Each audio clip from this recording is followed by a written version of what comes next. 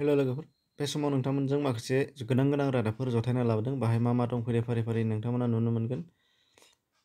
थांनाय साननैसो सिगाङाव आसाम आरो बिटिआर हालामावबो माखासे फरायसालि आरो फोरोंगिरिफोरखौ सरकारि खालामबाय। दा बेनि गेजेराव गोबाङानो थालांबाय। दा बेनि सायाव थालांनायफोरखौ सरकारि खालामनो थाखाय सरकारखौ नारसिनगोन आरो बे बाथ्राखौ खौरांगिरि मेलनि गेजेरजों बुंथिनानै होबाय एबसुनि आफादगिरि दिपेन बर' बिथाङा। फैगौ आसाम बिधानसभा बिसायख'थियाव इउपिपिएल राजखान्थियारि हान्जाया गुबुन राजखान्थियारि हान्जाजों जथायै बिसायख'थि गेलेगोना गेलेया बेखौ मिथिथ'वा, नाथाय इउपिपिएलआ बिटिसि आरो बेनि बायजोआवबो गासै 26 सा बिजाथि फसंगोना रोखा, बे बाथ्राखौ बुंदों दिनै प्रमद बर' बिथाङा। अरुणाचलनि आसाम सिमा ओनसोलाव सानै आसामनि सुबुंखौ गावदों दुथांफोरा आरो खौरां मोननाय बादिब्ला अरुणाचलनि खिमिन मुंनि जायगायाव दखान होग्रा सानै आसामनि सुबुंखौ दुथांफोरा थांनाय हराव गावना थांदों आरो गोब्राबै जोखोम जादों होनदों।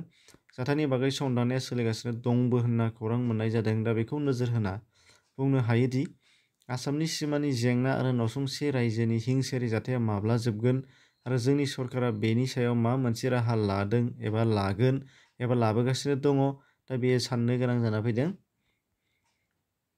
बर'नि गोदान सावथुन सिजौआ golden sparrow' international film festival 2021 आव मोनब्रै बान्था मोननो हानाय जादों आरो मख'जाथावदि बे सावथुनखौ बिशाल बि सलिहा बिथाङा लिरदों आरो डाइरेक्सन होदों। दा बैफोर मोनब्रै बान्थाफोरा जादों, फैदो नायना लादिनि।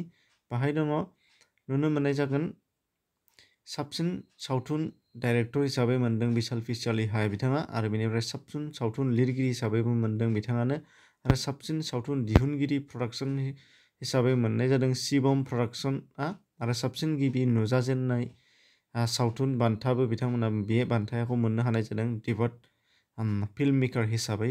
बे गासै मोनब्रै बान्थाखौ मोनदों बे golden sparrow' film festival international film फेस्टिभेलाव। दा बे सावथुनजों सोमोन्दो गोनां गासैबो बिथांमोननिसिम कंग्रेचुलेसन बावहरबाय आरो साबायखर बावनाय थाहरबाय।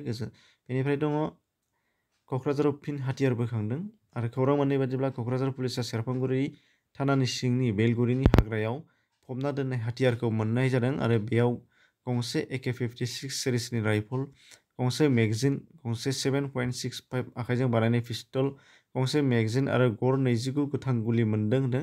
दा बेखौ समबारखालि मोनाबिलिनि समाव मोननाय जादों होननानैबो बिथांमोना फोरमायदों।